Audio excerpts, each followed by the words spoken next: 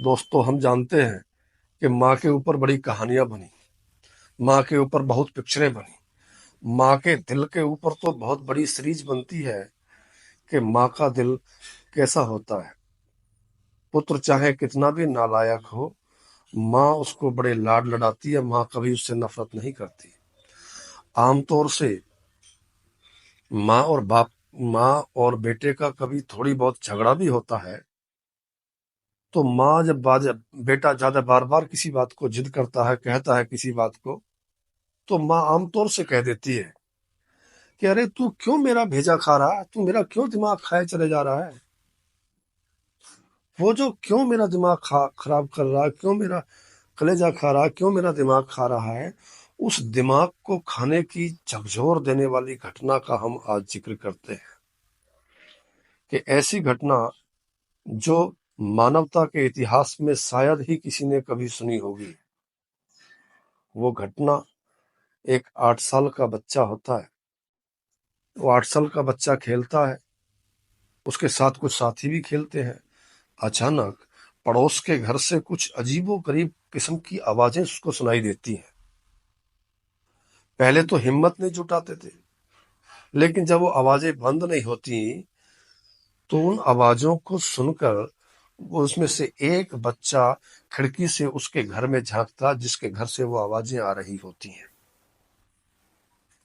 और जैसे ही उसने खिड़की से झांका तो उस घर का दृश्य देखकर वो छोटा बच्चा थर थर कांपने लगा, उसकी टांगे कांपने लगी। वो देखता है कि घर में जो उस घर का मालिक था, वो मालिक का मुंह पर खून लगा पड़ा है, उसके हाथ खून से सने हुए हैं। और उस स्थिति को देखकर वो देखता है कि एक महिला नीचे पड़ी है, फर्श पर लेटी पड़ी है, खून से लथपथ उसकी लाश पड़ी है या खून से सनी हुई है। उस दृश्य को देखकर बच्चा वो सहम जाता है और वो दौड़ा दौड़ा अपने घर आता है, अपनी माँ को ये सारा वृत्तांत बताता है कि माँ, ऐसे ऐसे पड़ोस के घर में मैंने ये दृश्य देखा। और उसकी आवाज लड़खड़ाने लगती है। माँ अपने परिवार वालों को बताती है, परिवार वाले पड़ोस को बताते हैं। देखते ही देखते वहां लोग इकट्ठा होना शुरू हो जाते हैं। वो देखते हैं कि दरवाजा खुला, लेकिन दरवाजा अंदर से नहीं खुलता, अंदर से दरवाजा बंद था। इतने में वो पुलिस को सूचना देते हैं। पुलिस आती है। पुलिस आने के बाद पुलिस ने भी कई बार कोशिश की खुलवाने की दरवाजा, लेकिन वो इंसान दरवाजा नहीं खोलता। तब पुलिस सख्ती से पेश आई। सख्ती से पेश आने के बाद में वो दरवाजा अंदर का खुलवाती है।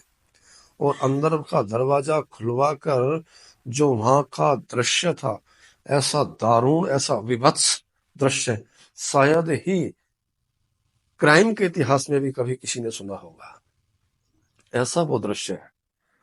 वहां उसकी माँ खून से लथपथ पड़ी है, और वो जो लड़का था, वो लड़का ने उसके माँ के जिगर को निकाल लिया, उसके गुर्दे निकाल लिए, उसका दिल निकाल लिया, उसकी आंतें खींच ली, उसका मस्तिष्क दिमाग भी निकाल लिया, सारे अंग निकाल कर और उनको तवे या कढ़ाई पर पकाकर खा रहा था, नमक मिर्च लगाकर।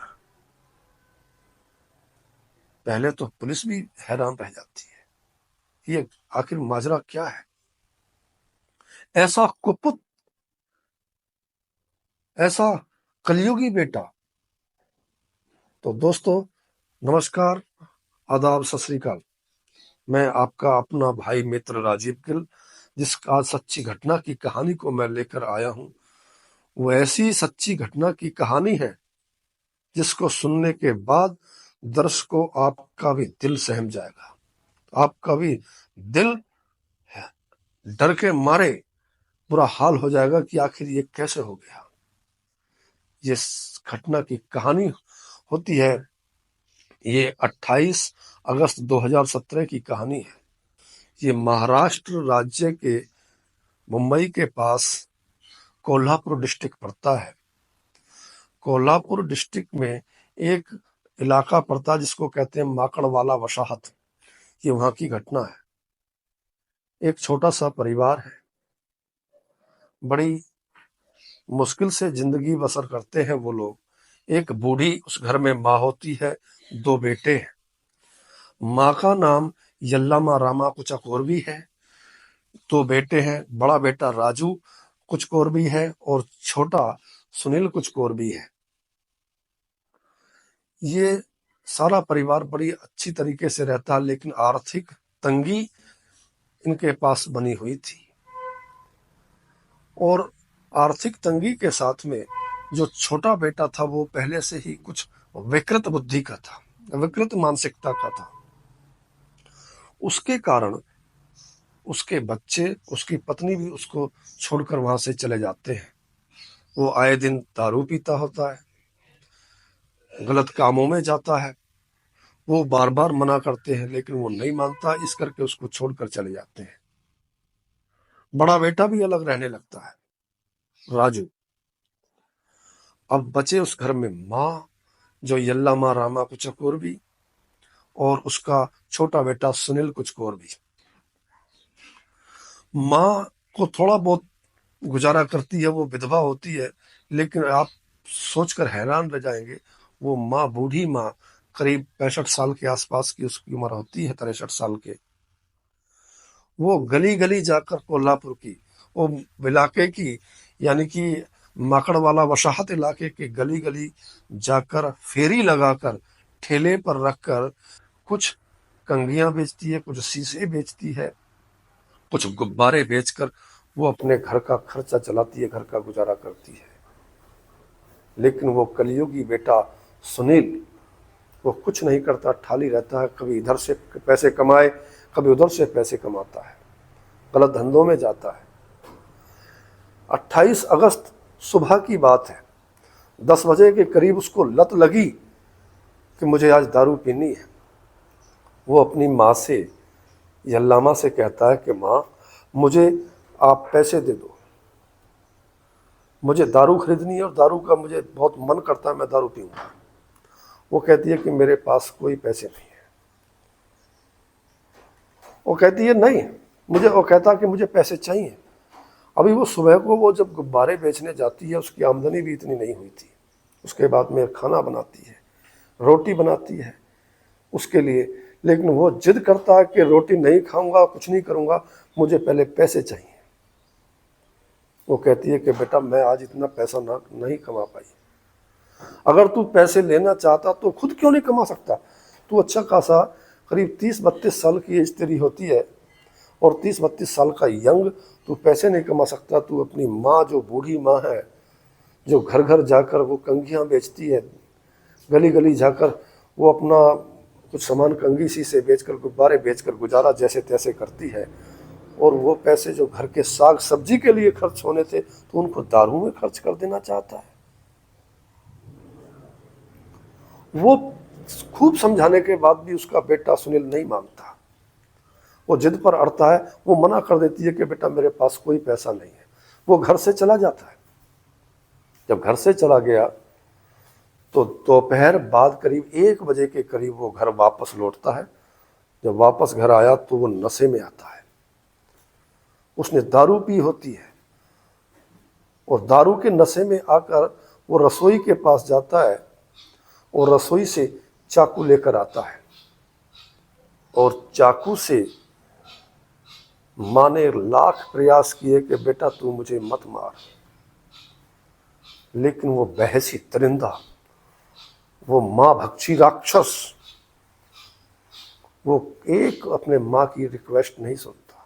माँ खूब उससे रिक्वेस्ट करती है, खूब प्रार्थना करती है कि बेटा तू मुझे, गिड़गिड़ाती है उसके आगे, लेकिन वो बेबस, वो लाचार माँ उस जवान बेटे के आगे, जो नशे में था, उसके आगे कुछ उसका बस नहीं चलता, पार नहीं बसाता। आखिर उस बेटे ने माँ को चाकू मारने शुरू कर दिए, और चाकू मारते मारते जब तक वो खत्म नहीं हो गई, वो चाकू मारता चला गया। और मारने के बाद फिर भी नहीं रुका। मारने के बाद उसका पेट चाकू से चीरा, पेट से उसकी आंतें निकाली, खींची, आंतें खींची। उसके बाद उसके गुर्दे निकाले, फेफड़े निकाले, उसके फेफड़ों को अलग किया, उसका लीवर निकाल लिया, उसका दिल, जो कलेजा, जो माँ का हर वक्त उस बेटे के लिए धड़कता था, उस दिल को भी उसने निकाल लिया।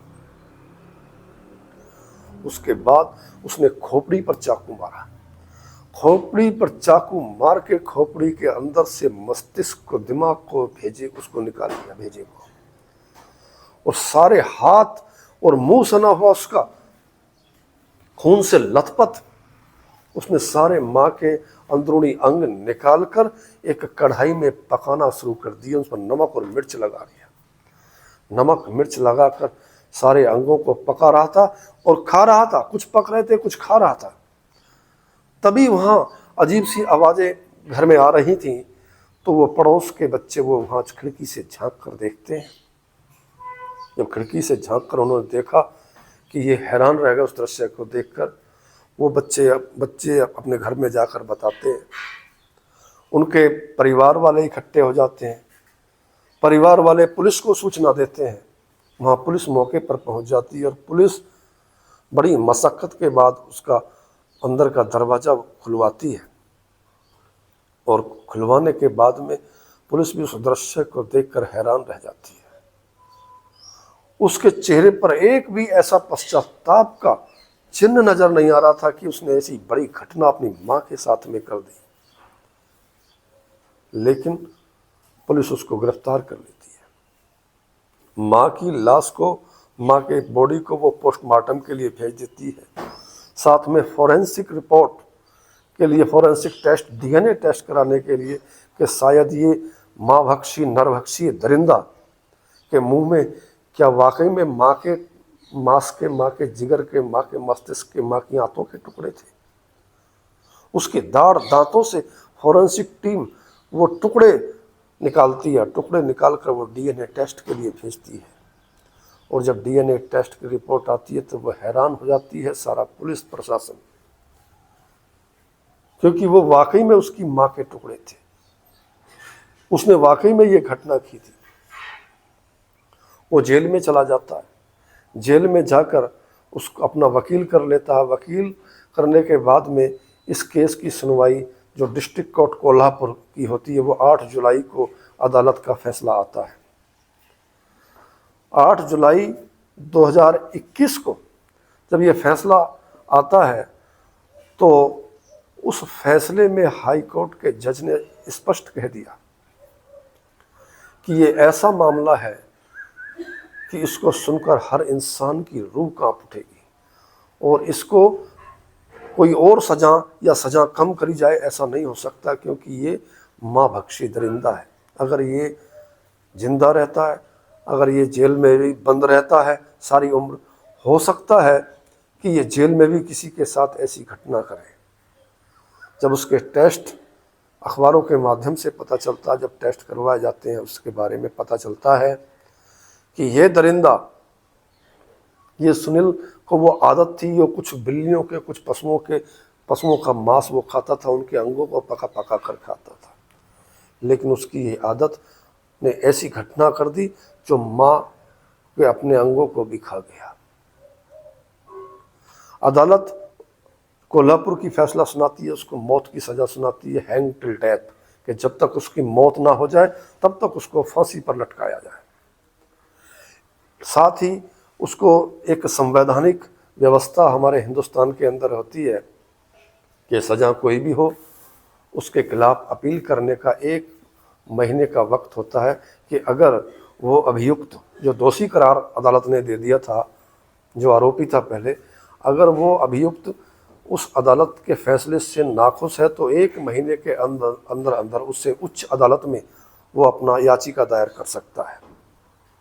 सुनील के वकील ने हाई कोर्ट बॉम्बे में अदालत में ये याचिका दायर की, और वो लगातार, यानी कि 2021 से और 1 अक्टूबर 2024 तक लगातार इस केस की बहुत लंबे समय से सुनवाई बहस होती चली आई। आखिरकार 1 अक्टूबर 2024 को बॉम्बे हाई कोर्ट का फैसला इस केस पर आता है और बॉम्बे हाई कोर्ट ने भी वही जो डिस्ट्रिक्ट अदालत कोल्हापुर का फैसला था उस पर अपनी मोहर लगा देती है बॉम्बे हाई कोर्ट कि ये ऐसा केस है कि इसको ना तो माफ़ी हो सकती है, ना ही कोई इसके बदले में कोई आजीवन कारावास या जेल में इसको बंद रहने दिया जा सकता है। ये समाज के हित में नहीं है। अगर इसको समाज में छोड़ दिया गया या जेल में बंद रह गया, ये रेयर केस है, rare of the rare case है कि अगर इस इंसान को, इस दरिंदे को अगर जेल में भी डाल दिया गया जिंदगी भर के लिए, हो सकता है कि जेल के अंदर भी ऐसी कोई घटना कर दे जो उसने अपनी माँ के साथ की थी। इस करके हाई कोर्ट बॉम्बे इसको मौत की सज़ा बरकरार रखती है और साथ ही उसको 1 महीने का वक्त जो हमारे संविधान में मौजूद है कि अगर इस फैसले से भी वो संतुष्ट नहीं है तो एक महीने के अंदर अंदर सुप्रीम कोर्ट में ये अपनी याचिका दायर कर सकता है इसके खिलाफ, जो उसके खिलाफ फैसला था। तो ये सच्ची घटना हमारे दिल को हिला देने वाली है।